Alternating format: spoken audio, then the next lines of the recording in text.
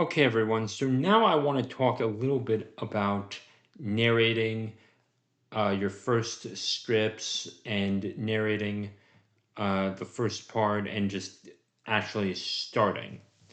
So oftentimes we will begin narrating and we're going to make a little bit of mistakes. And even with your own writing, it's going to be different than reading in your head. So this is the book Fallout. This is by Leslie Double M Bloom. I don't know if you can see that right there. The way I was holding it up. And I'm on chapter 2. I don't know the words to this book, but I don't know the words to this particular section, but this is a good exercise for you to get going. So, here, so chapter 2, Scoop the World, the Hayseed and the Hunchman.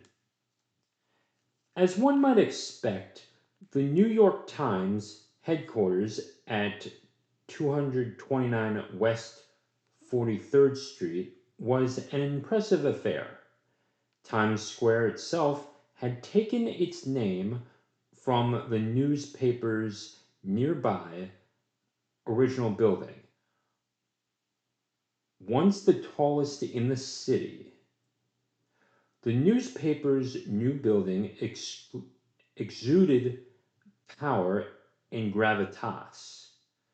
The limestone and terracotta Chattahoochee structure boasted 11 floors, and as the Times operation continued to grow, the newspaper's owners added floors, wings, and extensions, making it the Times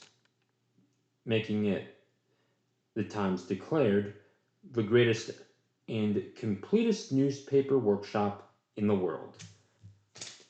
Now, notice how I made mistakes and I even mispronounced, um, you know, a word. Chatoske. I'm not even sure how to pronounce this word. I might look that up later, but it's spelled Chateuesque.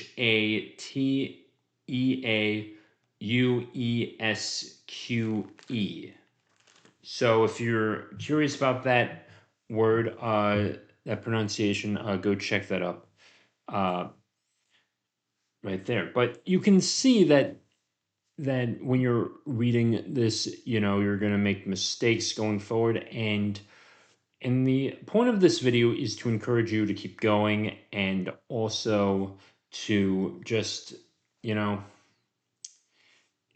accept the mistakes. And it's always a good exercise for you to just read something you don't know the words to, that way you can, learn to adjust on the fly. And when you can adjust on the fly, you'll be ready to, and when you can adjust on the fly and practiced enough, you will definitely be more ready to go when you hit record for the first time and you start recording your audiobook. So, simple exercise right here. Pick up a book like this and start reading because you do not know what it because you'll be thinking more about how things are with your voice and when to hit the commas and just take it slow for the first time if you need to. You don't have to be accurate here. And I will make so many mistakes. And if you want to hit record and just see what happens and just have backup files, absolutely have them and keep them. Learn a little from them. And and how you enunciate words like I remember saying one time, division winner instead of division winner, sort of thing, in one of my books. And And it's very important that you keep the, you keep